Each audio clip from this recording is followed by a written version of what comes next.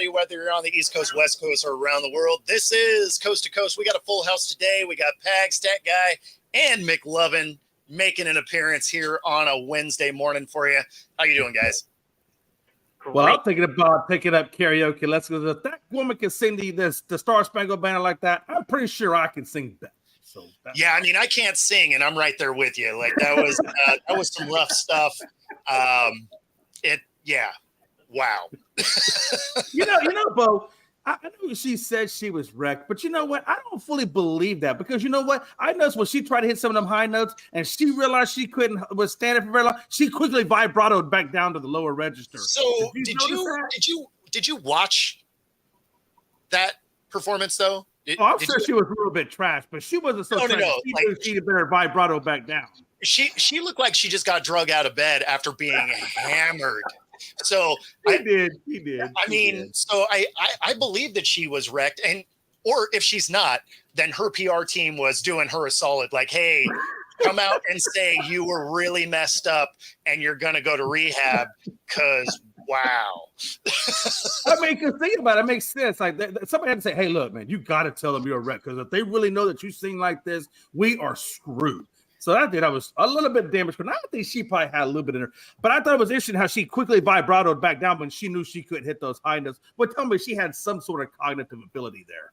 No, I think she's just getting ready to support her sponsorship of Auto-Tune. I mean, there's no way she sings that bad being a 4-time Grammy nominee. Like, there's no way that's what she normally sounds like. I mean, maybe it is. I don't know. Maybe the bar for Grammys is way down, but I can't imagine that's what that is. Yeah. I mean, she started terrible from the moment it started to the moment it ended. I just got to believe at some level in there, she might be a little bit better than what she performed at, but you can't tell me there's not some doctoring on some of those albums and stuff that she went through. Well, to be fair, when she appeared on screen, she looked a lot like the crazy cat lady from The Simpsons. Like that's how wrecked she looked stepping in front of the mic. So, I mean, I don't know if I'm putting out my best performance if I'm showing up to the thing like that either. And if she did look like that, why didn't somebody say, yo, maybe we should get somebody else to step in because this woman is clearly not ready for this. Well, they weren't. They don't have a backup. They don't have a backup for something like that.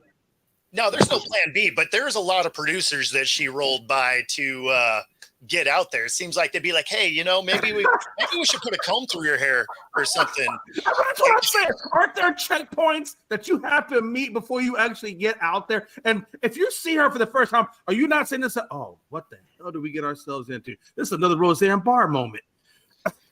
Yeah, I mean, that's actually what I was thinking. You know, to her credit, though, she did remember all the words. So, I mean, you know, small victories. I mean, I guess you're 50% good and 50% not so good.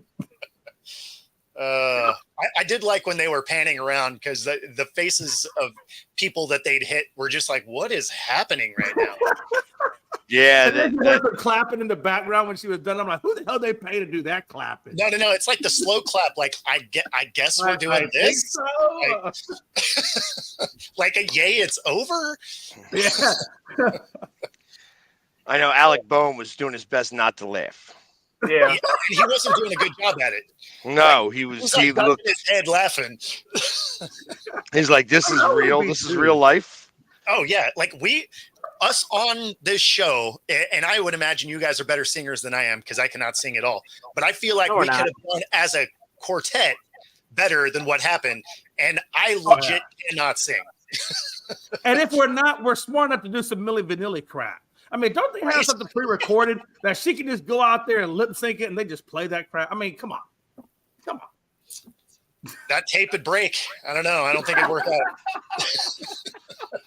Yeah, I know. I'm not. In the pool, man. You're making a whole day out of that. I like it. Man, he's still in the pool. Man, how long has he been in the pool? Because I feel like he's been in there for a hot minute if we're still talking about it. Well, no. So she has been in there since my first show this morning, which is 6 a.m. Pacific time. Oh, wow. So, she's been there for 5 hours. I mean, you know, you're talking working on your 4th hour here. I'm a fan. I like it. Of course, my mom's stopping by to say hi to everybody. Does it all shrivel up when she's in the pool for that long? Does it all shrivel? I mean, 4 hours is a long time. It is a long time. I can't imagine it was in the water for Very 4 long. straight hours. Well, nowadays they got these pools where it has that partial ledge. It comes off, and they put the little things in the put a chair water. in it. I bet she's in one of those things. Probably got a little margarita, got a little umbrella over her. Unless we're talking about a lazy river, and then I'd be in that thing all day. Yep. I just keep floating by the swim up bar, hand me a margarita, and off I go. Hell yeah! Oh yeah, you gotta have one of those inner tubes that has the bottom in there, so you're not all the way in the. Oh man, this thing's great. Oh no, you're going on the giant unicorn floaty. You're not even messing around. Like Yeah. Oh yeah. Or you go sure. to the lazy river that they have in Florida where you put a life jacket and it just pushes you around in the life jacket. I mean, I guess I'll take the giant floaty unicorn though, because then they can see you coming around the corner. They can start making your drink. That way, it's ready to rock. As soon as you get there, you don't even have to slow down. You just kind of float by, grab your drink, and keep going. But that's how we do it at the Guadalupe River. You get two inner tubes. You tie one inner tube onto the other inner tube. Put your cooler in the one that has the bottom. So you got your beer with. You just got to make sure, brother, before you get to the rapids, you get that beer pulled in. That's all you got to remember. I mean, you're good. That just makes me think that your beard smells like PBR. Hey, man. Hey, what's wrong with PBR? This country was founded on PBR. That's right. It's all about that blue ribbon. I'm pretty sure Pax Mohawk has been through some PBR, okay? A little bit. Just a little. That's fair. That's fair. I mean, it heads for the mountains of Bush. I feel like if Pags wins the World Series this year, I can already see it now. He's gonna have a tomahawk in the right, and somebody's pouring a blue ribbon over his head, man. That's all I'm saying. And he's just there. Yeah. I'm more of the champagne of beers. Oh, you're the champagne of beers? Oh, my bad. High Life. That's right. That's right. Well, the only thing PBR is actually pretty good for is making beer brats. It actually that's true. It does that well. Though. If you were actually drinking a beer and that's what you had, it's because you're an alcoholic. Right. Yeah, well, that's true. I don't know. And you know what? Actually, and I've always felt that Pabst Blue Ribbon tasted better skunked. Yeah. Interestingly enough, it's for some reason or another, it skunks differently than the other beers, and it would actually, you could have it out in the heat for weeks, and then put it in the fridge, cool it down, drink it, and it's it tastes better than when it beforehand. Hey, that was my first beer given to me by my grandpa. And he always held the beer right here. How much are you drinking before that for that beer to taste good? Listen, that could be the first beer is what I'm getting at. There's You're no way. Cracking it. No way. Okay. And you know what? You might be right. I'm never going to find out. Exactly. That is something that you have to, just trust me on. I am 20 years too old to even think about doing something like that. Like Genesee Cream Ale. Remember that? I never had it. No, but you remember it though. Oh no, yeah, of course. But I mean, there was a lot of those things that I remember that there's zero chance that even in my poorest underage drinking type of thing, was I going to do anything like the generic can that just said beer on it? It's like, yeah, you know what? I think I'm all right. Because you could get an 18 pack of MGD for like $11. It's like, am I really so poor that I got to buy some non-label white can? And then it's so bad you got Kroger's written above your beer. Yeah, right. Like, Kroger beer, just no. Like I don't need a drink that bad. Oh, sweet. Yeah, I was never that bad into generic beer, but I have had Colt 45. Oh wow! Never went that route. You got to do it once. I disagree. I mean, I've gotten close enough. Like I've taken a sip of like Mad Dog and stuff, and I mean, Mad Dog is wine. Yes, no, but I mean that type like OE.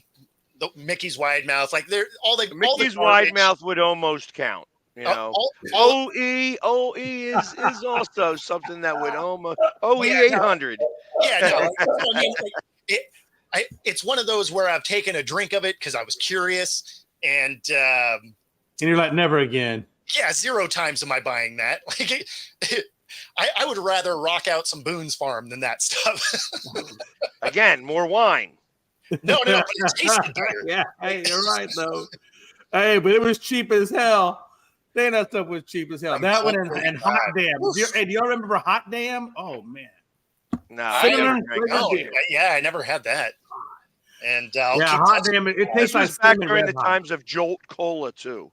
Because you could do Jolt Cola. Like I used to love Jolt Cola. Yep. All the sugar and twice the caffeine. That's right.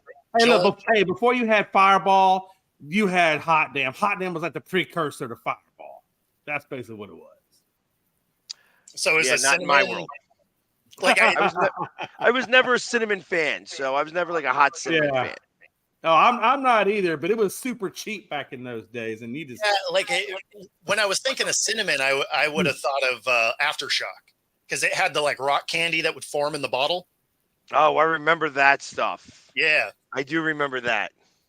And then you'd mix it with Dr. Pepper, make the Dr. Shocker. It was pretty good. It's pretty good. See, and then get some of them crystals and try to be like chewing on them crystals and getting because those would mess you up. Hey, they would. That would be awesome. Yeah, all of a sudden you had alcoholic rock candy. It was fantastic. Only these things can you learn on this show.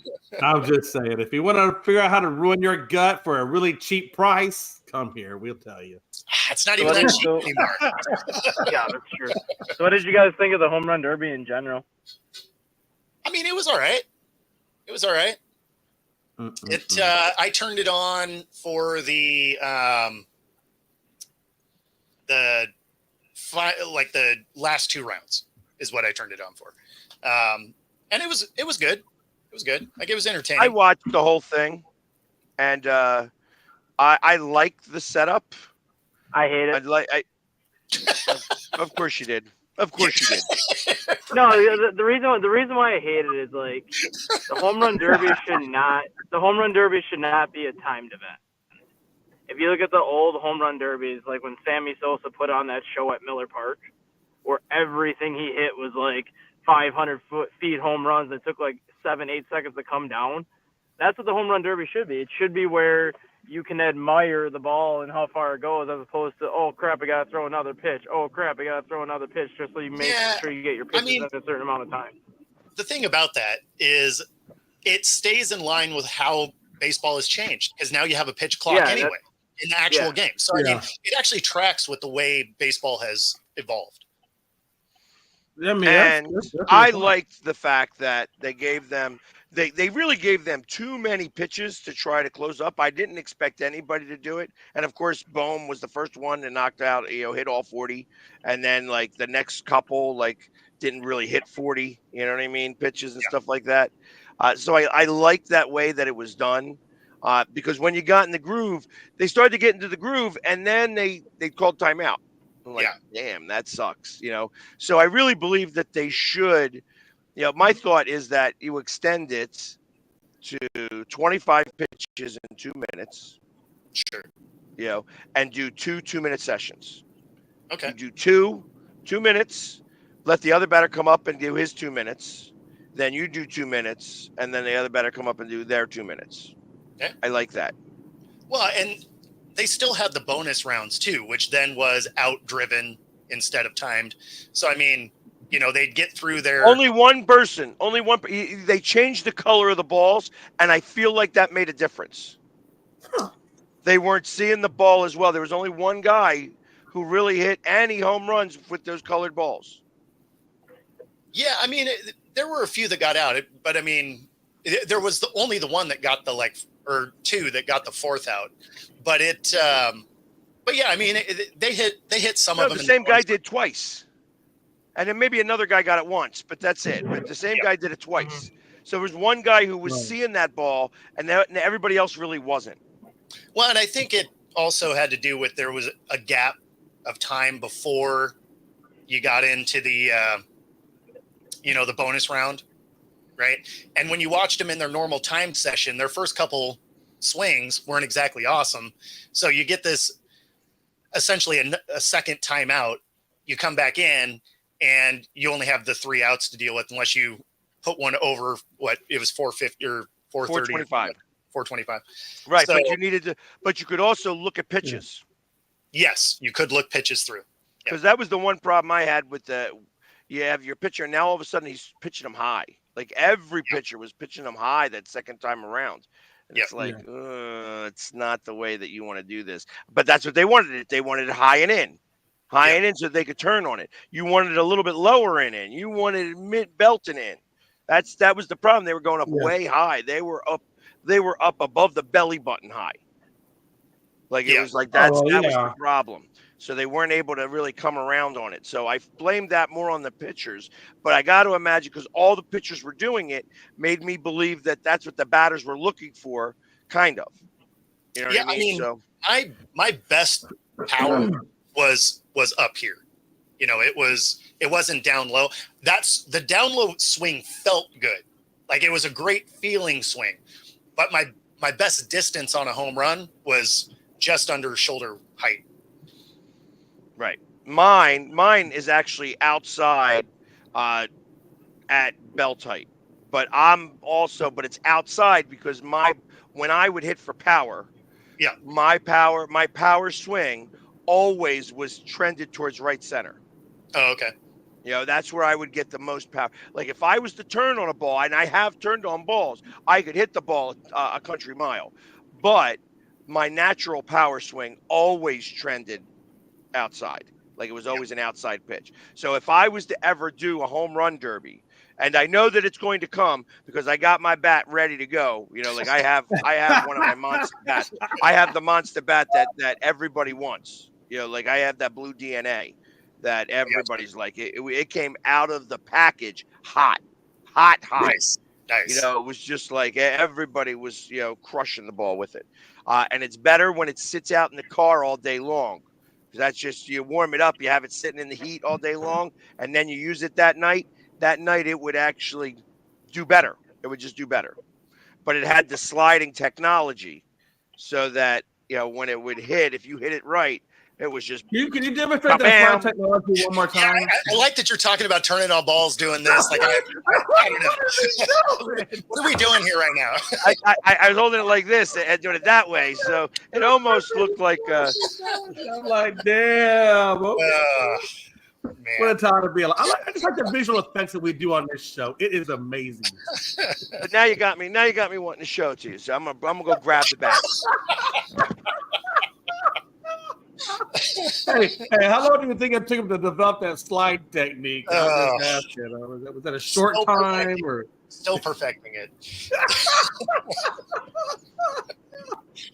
Nice. Oh man, that's nice. Is that that's aluminum, right? Yeah. It's a composite. It's a composite, but it's got the sliding technology. So there's something inside of here that will, when it's usually when you got it up in the stands, it comes down here, but it slides up as the centrifugal force takes it. Sure, so when you hit it in the meat of the bat at the right spot, as that's up there, all of a sudden it's bam, and you can tell that this bat has been worn. I'm about to say, it looks like it's been used quite a bit. Yeah, because I tell you, everybody on my team wanted to use that bat. Then somebody got their own bat. Then they started getting their bats, and they started to start using those. Then they started to use because that's a 28 ounce. Because I like a heavy bat. Yeah. And 28 ounce is not even nothing. You use a 32 ounce. I was going to get a 30 ounce. Some of them MLBs, they're using like those 32, 36 ounce bats. Yeah, I mean that's when you're playing baseball with wooden bats, you need a 36 ounce bat. Right. And that's the hardest part about getting around. Nobody understands how big those bats really are until you're swinging them. You know what I mean? It's like, and some handles I would compare Von Hayes when he was playing. He had like a super thin handle, like a super thin. Yeah, almost like that axe handle bat that they have now. I don't like it. I'm not a fan of the axe. Yeah, not a fan. I've used it. I've tried it. I'm not a fan. But Ryan Howard, again, this is kind of funny. He had a real thick base. Yeah. To wrap his hands around. So it's like, it depends. I could go with the thicker base because I've got big hands. So I can get my hands around it without having to, like, if it's too small, it's like my hands start to encroach on They get themselves. tired.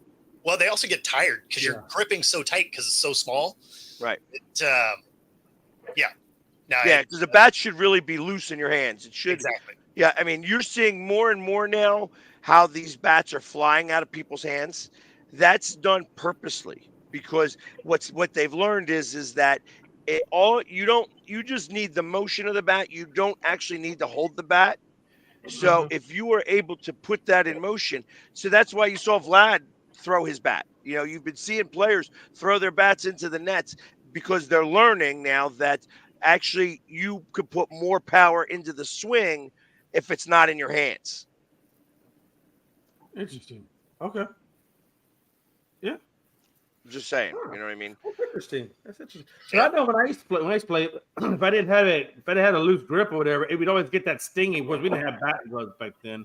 Right. You get that sting in your hands. I used to hate that feeling. Well, that says you were hitting the ball wrong. Yeah. You're getting the sting because you're topping it or you're bottering out, or in most cases what you're doing is you're stopping to look. You're not looking at the ball.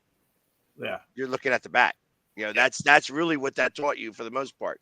That you had an eye on the ball and then you stopped looking at the ball. You started to look at the bat. That's what, at least that's what my coach would tell me all the time. Yeah. No. You're not wrong. Interesting. Okay. So I'm teaching Stat Guy how to be a batting coach. No, he's instead of having to throw at all these guys, maybe if you had your guys hit a little bit better. Well, let's just say my kid is hitting 467. Well, that's good. I mean, yeah. Yeah, in T-ball, that's amazing. He's not in T-ball. He's an overhand kid pitch. He's doing his job. Everybody else in the lineup is not doing their job right now. He is. I'm just busting chops. But he's been hitting third or fourth, and he'll drive one or two people in, and then he'll get the third base, and he'll be left standing there for 5 batters because nobody else behind him can do anything right now. Hey, you build your fundamentals of T-ball. There's nothing wrong with T-ball, Dustin. I mean, I never played because I was advanced, but my daughter's in T-ball. Oh, your daughter's in T-ball? Yeah, that's what's up. Okay. Right on. That's how you teach them good mechanics, though. You take advantage of that. Don't listen to Pags up there. Don't listen to that. My daughter doesn't want to be in T-ball. She wants to be in regular pitch now. Oh, she's ready for regular pitch. What's the next level? Is that the one where you get the pitching machine? Is that the? That's for boys. It's that, but now next year for my daughter, it's coach pitch underhand for 2 years, and then they go to just regular kid pitch underhand. Oh wow! Hey, but I grew up, they didn't have none of this T-ball. They didn't have that. They just threw you straight into Little League, and man, off you went.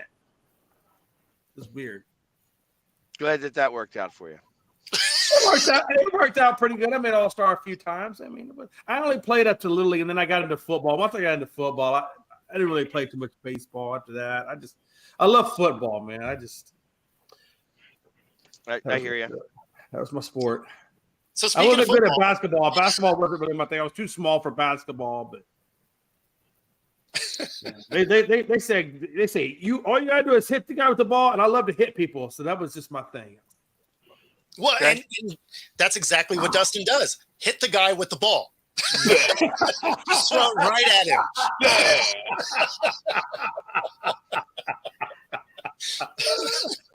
Oh, I hit my own kid at practice last night. Yeah. You throw at your own kid. I like it. I hit him last night at practice. Yes. Break their kneecap. Well, no, we were teaching the fundamentals of when the pitch comes inside, you pull your hands in and you try to drive it the other way. My thing is I can't throw inside because if I try to throw inside, I hit people. This is how you absorb a pitch with your ribs. It was not good last night. He's got a helmet on. If you hit him in the head, it's gonna be okay. So speaking of some crazy stuff, Terrell Davis gets yanked off an airplane, because of a flight attendant that claimed he assaulted them because he tapped their arm as they walked by to try and get his kid some ice. FBI escorts him off the plane in cuffs in front of his kids, and ultimately they let him go. But United Airlines out there looking like champs yet again. And I mean, it was Terrell Davis is a big human, right? Like if he was going to assault you, you'd probably know about it. Oh yeah. Oh, absolutely. I mean, come on. I think it's a little ridiculous. I mean, if he's just tapping her for some eye, I mean, come on. Yeah, it was. So What the hell are we doing? What went down was that the flight attendant walked by. His kid asked for some ice. The guy basically ignored him. So he reached over and tapped his arm to be like, hey, can we get a cup of ice? And he gave him like a weird look and then left his cart, went to the front. This was like mid-flight, right? So they continued the rest of their flight. Nothing happened, whatever. And then once they land, the captain gets on over the mic. Everybody stay seated. FBI agents come onto the plane, handcuff him, pull him off for questioning. Now, obviously, he was just detained. And of course, the police did exactly what they were supposed to do, right? From what they know. And he went off. He went off probably without a hitch either, right? Like Absolutely. Oh, okay. Yep, yeah, absolutely. Is this what's going on? I don't know what the hell's happening, but this is what's happening. Okay. That's exactly right. I'm going to do what's right here and just do what's right. Yep. And they question him. They let him go. But yeah, so I mean, that flight attendant basically, I guess, was stewing on this the whole time. And crazy. Touch me. Don't touch me. I mean, what's going through his head? I mean, that just seems kind of. I mean, I'm just trying to picture. Excuse me, Captain. Terrell Davis back there. He just kind of tapped me on my arm. I think we need to call him. I mean, Jay, it's okay. That flight attendant was probably a Falcons fan. I mean, it just sounds dumb. Just even saying it out loud sounds dumb. Especially when you think of how big Terrell Davis is as a person. Like if he was going to assault you, I feel like you'd know about it. Absolutely. I mean, and even the other people would. I mean, even the other people would be saying something about it if it was really that big of a deal. Exactly. I mean, people aren't going to be quiet. If they see something that looks out of place, especially if you got FBI people coming on board. It should be something that's so atrocious that other people around would be texting or whatever. That did you see what? Well, and that's the thing. Even the people that were sitting around him were like, "I don't know what's happening," right? So, and I mean, when you think about it, we've all been in airplanes a ton. You mean to tell me you've never tapped on one of the staff as they walk by, like, hey, can I grab a napkin or, can I grab another glass of whatever? I would have never. They knew it was Terrell Davis, and maybe that guy knew it was Terrell Davis. And maybe there was something that was trying to get out of it, or man, who knows? Like that is it just absolutely crazy, especially because obviously there's witnesses because you're almost sitting on each other's laps on an airplane anyway. I mean, no, that's true. God forbid if you get a heavyset woman, you're screwed. I feel like that doesn't matter if it's a guy or a girl, but sure. No, it doesn't matter. I'm just saying. I mean, hypothetically, way to lose viewership, Jay. Jesus Christ. I swear to God, you're a liability on this show, man. It's a good thing you only show up half the time. He probably went out drinking with this lady that sang the national anthem this morning. Hey, hush your mouth. I would never hang out with a National Grammy Award winning person. They are too high class for me. No, but that lady did not look high class. Not her. I mean, apparently, but I mean, she might have been high class before the night started. I don't know. Before alcohol hit her mouth, I don't know. Are you saying she has to be lowbrow to hang out with you? I mean, that is kind of the way it has trended lately. Except for my wife, she's high class. But I mean, I don't even know whether she's really real. But that just seems ridiculous to me that somebody just taps you on the shoulder and now you're talking FBI handcuffs. That just and it's not even like he got up. It sounds like he did it from the seated position, just like tapped the arm as they went by. He was in the seated position, yeah. So stuff like this is wild to me. And of course, for whatever reason, it has to happen on United flights because it's United and that's what they do. The only time you ever hear about that airline is when something dumb is happening. So It took them like 3 or 4 days for them to finally apologize, and I guess that flight attendant is on they're suspended or administrative leave or whatever airlines call it. But No fly zone. yeah, pretty much. So who knows? I think they just said he was suspended, but something like that, I feel like you should probably get fired for, right? Yeah, because you're really messing with somebody's reputation, right? I mean, this is Terrell Davis. Everybody knows he's a high-profile celebrity. He makes his money through endorsements. I'm sure he still does endorsement type things, even though he's retired. I mean, you're really messing with somebody's livelihood when you do that. That's why I don't understand. Like, how can he be so asinine? I mean, is this the world we live in that we're so woke that if you just touch somebody by accident, now you're getting handcuffed and FBI's pulling? Man, you're just trying to piss everybody off today. But Jay, if you would have been talking like this to that flight attendant, you'd be in a no-fly zone right now. I'm just saying, like, you'd be, yeah. I mean, you'd probably get yanked off. you're in a black box bunker after that. You'll be you'll be tased and dragged off if you were talking like this to a flight attendant. Yeah, I mean, it's something else because you're talking about a guy that, he's a Hall of Famer, has had a squeaky clean reputation his entire time. Yeah. I mean, you could almost believe it if they were like, oh, it was Terrell Owens. You'd be like, oh, okay, well, I mean, he could have had a bad day and done something. It was Antonio Brown. You would be on the flight attendant's side. You're like, that dude is a whack job. For sure he did it. And then you'd have to prove that he didn't. Right. So, but Terrell Davis, really? I mean, come on. Yeah. And let's be honest, and it is a bad thing when your kids are watching you get handcuffed. I mean, that's traumatic. That's a trauma-inducing thing for a kid. And that's exactly the thing, is he said it was traumatizing getting, not arrested, right? You were detained, but still you're thrown in cuffs. Your family doesn't know what's going on. You don't know it's the act of it, right? It's all of that. I mean, you're in front of people, you're in front of your kids. I mean, yeah, and that's why I say the police did what they were supposed to do, right? Because all the information they have is there was an assault on the airplane. So they're doing their job. They talk to him. They release him. So, I mean, they did exactly what they were supposed to do.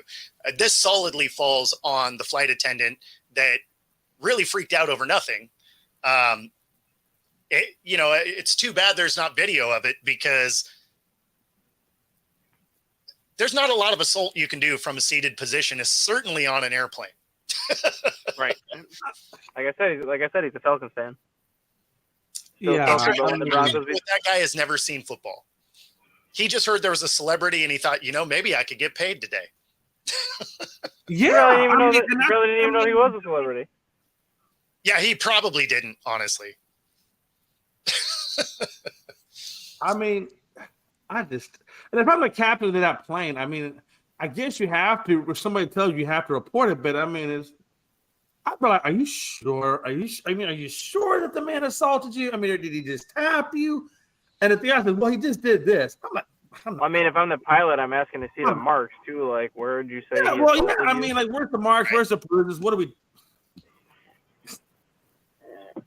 Yeah, I don't know, man. And dare I say, racism? I'm assuming that's the main part of it. I wasn't going to call it out because I don't know. Yeah, but you know me, I'm going to just. Yeah, but I would bet money that was the main thing. So what did they do? What did United do? Just say, sorry, Terrell, my bad. So far, yeah. Now, obviously, he has put a statement out saying his legal team's going to get involved in all of that, which rightfully so. Yeah. But if you're going to drag me off in cuffs, there's going to be a lawsuit coming behind that. You best believe. No question. So, yeah. Especially when they're in front of my kids. Oh no, there's going to be a lawsuit come, because I mean, and I think he needs to enforce something like just common sense. I mean, yep. I mean, I get it. You're in an airplane; those kinds of things. You have to take something seriously because you never know. No, but I mean, but at some level, common sense has to come into play as well. Well, and don't you know. think there'd be a commotion that other people on the airplane? Right. If there's no commotion, what are we really doing? Are we hyping something up to be a commotion? I mean, well, I mean, the thing is this happens. The guy goes away. Nothing happens for the entire rest of the flight. But the only other question I have is, did the guy bring back the ice? I'm assuming no. I would bet that it was probably the other flight attendant. I don't know how big the airplane was. Maybe there was 2 other flight attendants. well, it could have been too big. We're talking about touching somebody with some ice in a chair. I mean, it just sounds so dumb to even say that.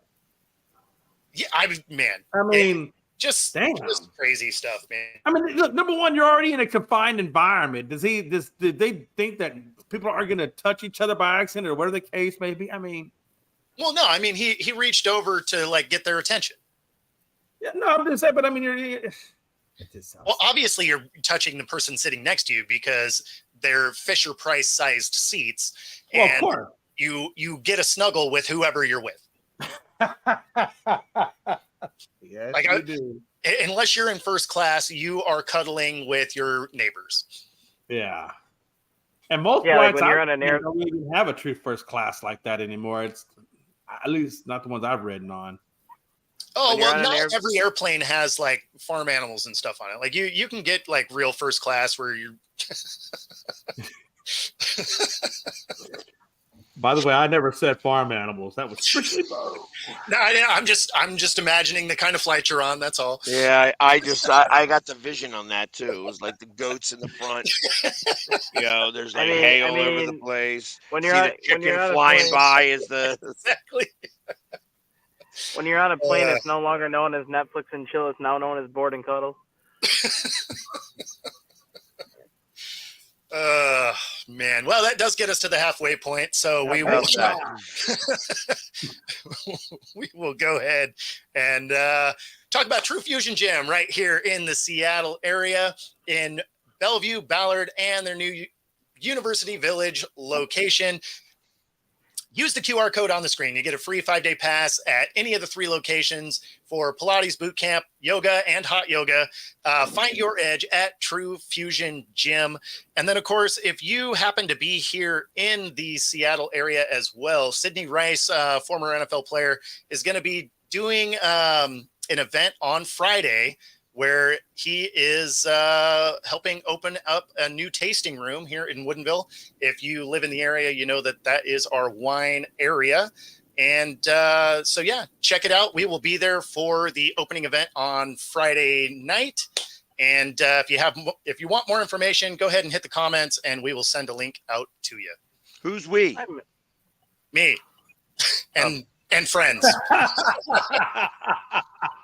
Well, I thought that was an appropriate question there because I know I wasn't going to be there. I am going to be in Pittsburgh this Friday, attending the Phillies versus the Pittsburgh Pirates, and at I guess whatever it is. It's not Three Rivers Park. It's more PNC Park. PNC Park. And wherever it is, doesn't matter. it's actually one of the more picturesque stadiums in baseball. So it actually has a great background of the city of Pittsburgh, and you see the Golden Bridge, and it's really just a yellow bridge, but that's beside the point. You know what I mean? And it's just really nice to be able to see a game there. Up in their VIP area or their Hall of Fame section, they have pool tables, so you can shoot pool, stuff like that. It's a lot of fun to take in a game at PNC. Right on. Okay. Well, me and Bo, Thursday we start off our slate together. Me and you going at each other, man. So battle for first place. Should be interesting. Yeah, and it's in Seattle. I think we should have the edge on it, but we'll see. We play you guys tough, so yeah, you do. And in all honesty, I mean, if the Astros really want to get first place, this is the series to really put their stamp on it. I just don't know that we can. I mean, right now the way we've been playing, it's up or down right now. So it should be interesting to see us go up against you guys. It's your pitching that you got to be worried about because you guys have so many. No, you're right. You're right. You're not wrong. You're not wrong at all. Because And what I'm you thinking- have, you have 5 pitchers that are injured, I believe, and 3 of them are season-ending elbow. Yeah, 3 of them are Tommy Johns. Yeah. So the other 2 are eventually coming back in theory. Yeah, absolutely. It's only Urquidy, Javier, and what's his name? Garcia that had the Tommy Johns. Garcia should be back next season. The other 2 will probably be back in a couple of seasons. But no, for this season, I mean, we still have good pitching. We got some young guys, man. Arrighetti and is still a young kid. He's coming up. He didn't look too bad. Blanco, of course, has been doing well. JP France had surgery, so I don't know when. We should hopefully get him back in a little while. Hunter Brown, he's kind of hit or miss. Hunter is. See, the He's problem either on or he's not on. So is you have really good bats. we're gonna need them too, man. Jeez. Well, that's what makes this series very interesting. Is your bats are good, but your pitching is mostly injured. And for the Mariners, we got little leaguers out there swinging the bat, I guess. And then but our pitching is top notch. So your strength goes against our strength, and then our team's weaknesses go against each other too. So they should be good games overall. Yeah, I Sounds like a series that's a lot of games of 8-6. Probably. Yeah, honestly, that's probably exactly what it's going to be. Yeah, I wouldn't doubt it. And the thing is, it's weird. Is like last year we played so much better on the road and not so well at home. And this year we're playing better at home than we are on the road. So it's flip-flop from last year. So it's going to be interesting to see how well we go into your park and play. Like you said, I mean, the last 2 or 3 series I think y'all have taken from us. So it's not one of the easier series, that's for sure. Well, it's not like either one of our teams was playing exceptionally well going into the All-Star break either. So they both need to figure some stuff out, because I think we went on a 3-game skid going in. You guys lost 2 in a row going in. So both teams need to figure some stuff out. And I think for the Phillies, don't you guys get Schwarber and Harper back? If they're not already back. They've been back. Yeah, they're back. Yeah. So they had a nice little break. So, yeah, Phillies are looking good. Orioles are looking. Man, those Guardians are looking pretty good right now. Compared to what they were last year. I mean, this year they're amazing. I mean, they're like second or third best team in the league right now. Second best record in the league right now. Yep. Right. Behind Philadelphia by 3. Right. By 3 games, 3.5 games. Yeah, and then the Orioles are a half game back from them. So yeah, it's they've been doing pretty well as of late. So that's why I say next week. Next weekend is it? Next weekend, yes, it's Cleveland versus New York, or Cleveland versus Philly in Philly, which should be a great. That's going to be a good series. Great segue. Yeah, that's like a playoff atmosphere, because we have Cleveland, then we have New York, and then we go out to Seattle. Mets or Yankees for New York? Yankees. Are y'all playing the Yankees? Okay. Yes. Well, he said playoff atmosphere. Oh, I'm sorry. I apologize. Well, you know what, though? But the Mets can take a game or two. I mean, the Athletics took a game against them. I mean, the Athletics took 2 games. The Mets anybody can win a game, but the Mets aren't a playoff atmosphere anymore. The Mets of course not. The Mets are a rivalry. You know what I mean? So that gives it. Right. That's like Houston playing Texas. You know what I mean? But it's never. When you guys both suck like you do now, then it's not worth anything. Well, I wouldn't say that. No, don't go that far. Texas can still get in the playoffs. Honestly, they're not that far out, either in the wild card or the regular. I mean, they're only like a couple of games back from us. So I mean, they're not too far back. The month of August is going to really be the telltale for everybody. So. Oh, absolutely. Yeah, I mean, it's where teams finally start to get some separation. Like you find out which teams are selling, which teams are buying, which teams are actually trying, and which teams are, packing their toys up to go home. Right. That's right. The best thing about today is the rookies report to camp, which means football is close, and no more of this. Just nothing going on in the sports world. We're going to finally start to see some stuff from the NFL, which Yeah, I am absolutely. excited about. Not just, Well- I know we're talking about different sports, but did y'all see Sarr? He went like what 0 for 15, 0 for 16 last night, and he was like the number 2 pick in the draft. I don't know if y'all saw that or not, but that's crazy to me. You can't even get one shot. Well, all I'm seeing is how bad of a player Bronny James is. That's making me laugh. So on that note, ESPN put out a highlight of him deflecting a ball. How bad are you playing that your highlight is a deflection? Yeah. And then ESPN put a highlight of his brother Bryce out there this morning, and it's just funny how much better Bryce is. Yeah. Well, that's what they said all along, that Bryce was going to be better than Bronny. Yeah. So that part doesn't surprise me. I think this is going to be how good can Bronny get when he goes to the G League. I think he'll develop in the G League. I think he'll get his game going. He will not get his game his going. dad. I don't think he's gonna get his game going at all because he can't shoot. I think terrible.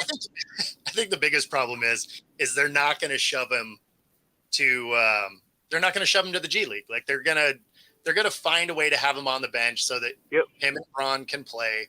So he's not even going to get the developmental stuff that he could potentially elevate his game with.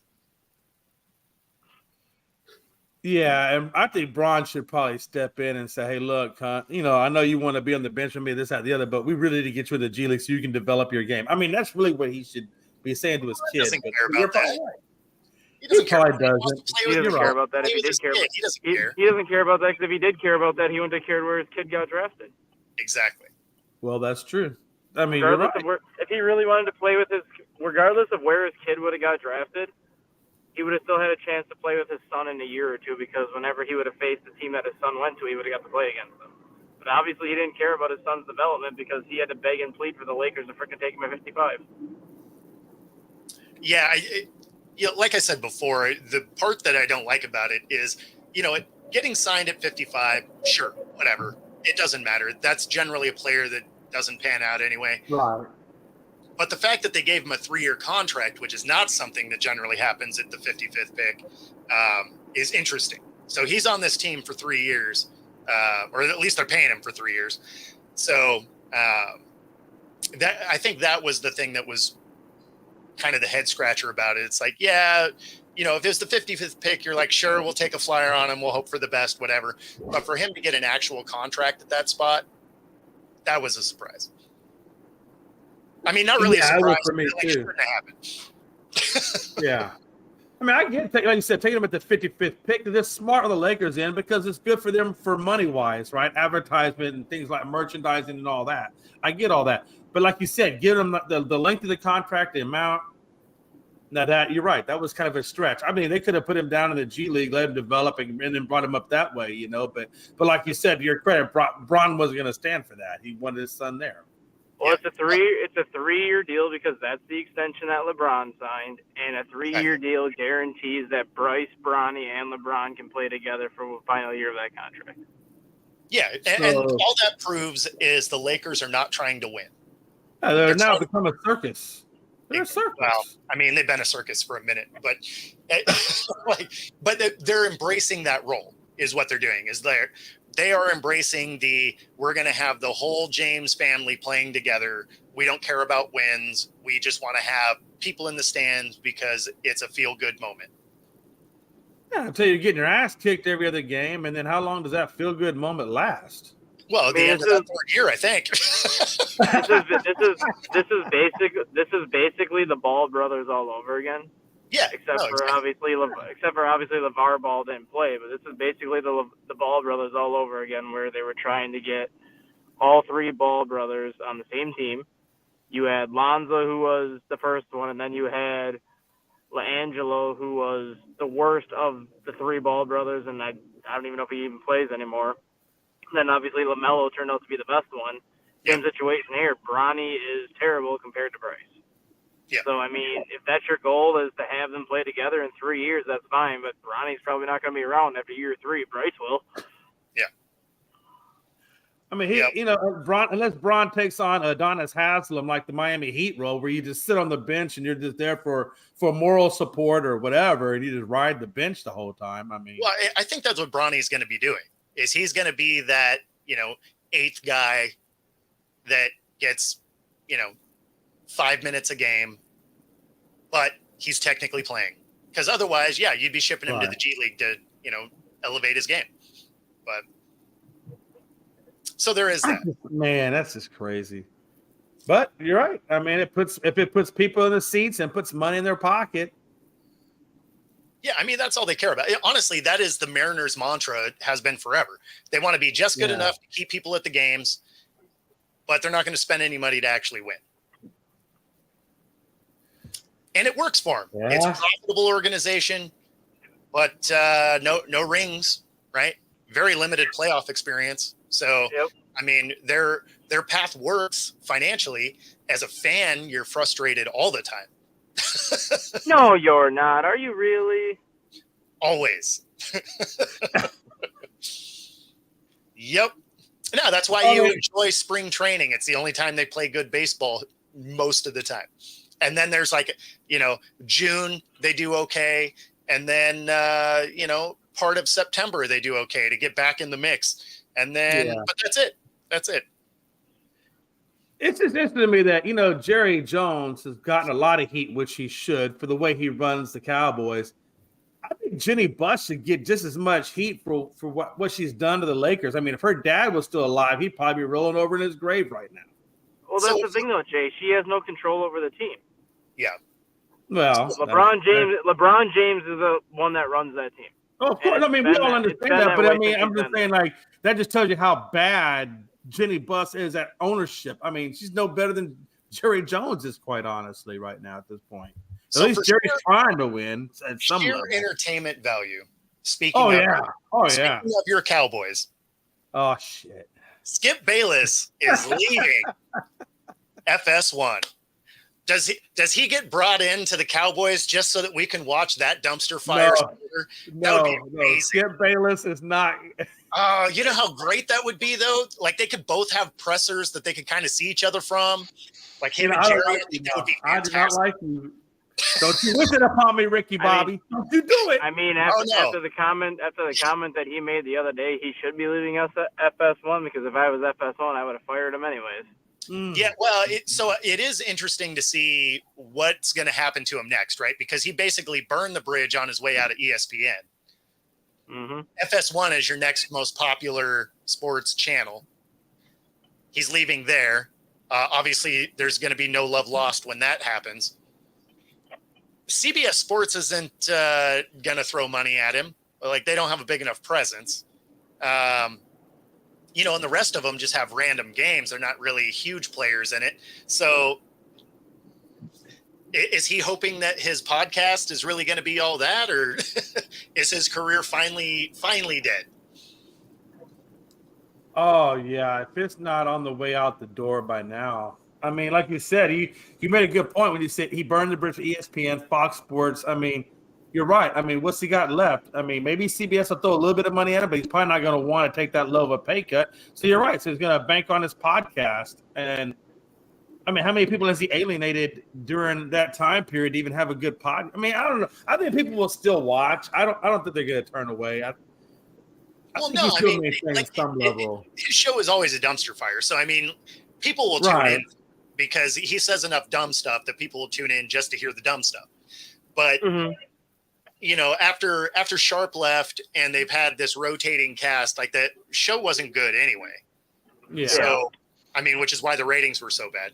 But I don't know. Like, I don't know what network would actually pick him up at this point. You're right. That's a good point. Because NFL Network's not going to. They've fired everybody at this point. No, I mean, NFL Network wouldn't even want them. Well, no, that's what I'm saying. They were firing people that were actually good at their jobs. So I can't imagine they're going to go after Skip at this point. Like, that wouldn't make any sense to me. But, I mean, it's the only network he hasn't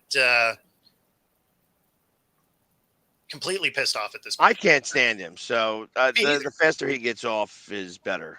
Oh, Well, I I agree. mean, I I'm agree. not a fan of him or Stephen A. Yeah, I can handle Stephen A. a lot better. Stephen A. can handle a little bit, but Skip is just. I mean, the comment that he made yesterday, he basically said that he would take Caleb Williams in the crunch time over Patrick Mahomes. Like, I mean, like for real? that No, almost sounds like you're doing it for clickbait. More Well, than like, anything. Even if you're doing it clickbait. for clickbait, it makes you look like you're 100% not credible at your job. Because even at I clickbait, get people that. are not going to be stupid enough to believe that. There's been years of that though. Like if you're gonna make a comment like that, at least make it more like, oh, I would take Caleb Williams over C.J. Stroud, or I would take Caleb Williams over another young quarterback in crunch time. But to just say it over Patrick Mahomes, like that just makes you look completely baseless and uncredible. Yeah, I would totally take him over a guy that has, 3 rings Super Bowl and rings and- has had to come up clutch in tons of games. That definitely taking an unproven commodity over that guy. Like FS1 probably heard that comment when they said, "Well, we've had enough of you, Skip Bayless. Here's the door. Right. It's been a good run. See you later. We can I mean, only handle so much of your that comment stupidity." is almost as bad as when Caleb Williams said when he came into the league he was going to own X number of percentage of the team when he took over. I mean, Well, that kid has said a lot of dumb stuff. yeah, that's true. That's true. Yeah. That is true. Mm-mm-mm. I wonder what color his nails are painted now. They are currently orange. Oh, sweet Jesus. The I'm fact worried. that you even know that stat Right? guy scares me. That worries me. The only reason why I know that is because I cover the Bears for my job. That's literally the only reason why I know. Okay. I was going to say, because you had that on tap. Like you were right I know, there. I feel like Stat Guy was over there painting his nails for him. So, I was going to say, like same nail salon. Yeah, like, that's what are we doing? that's the only reason I know that, and he's already made the comment that for every home game his nails are going to be orange. For every road game they're going to be navy blue. Good for him. What, he's not going to do a highlight nail? Is he even trying? There's only so much you can handle, man. We're talking about supposed to be one of the toughest sports in America, and we're painting our freaking fingernails. I mean, I'm okay when What you catchers doing? do it. I'm okay when catchers do it in baseball because obviously it helps like the pitcher see sometimes because there are certain catchers that do paint their nails. Yeah, for but the they used fingers to that paint they them with pick up. white out. Yeah, Like I that's know Wilson Contreras uses like bright yellow, like bright ass yellow. He uses because it stands out on his red a little bit better. All right. And fair then there is guys that'll do it black if they have a white chest protector. They'll paint their nails black or like a darker color. so that everybody else can see exactly what they're pushing Yeah. up to. What a time to be alive. Jeez.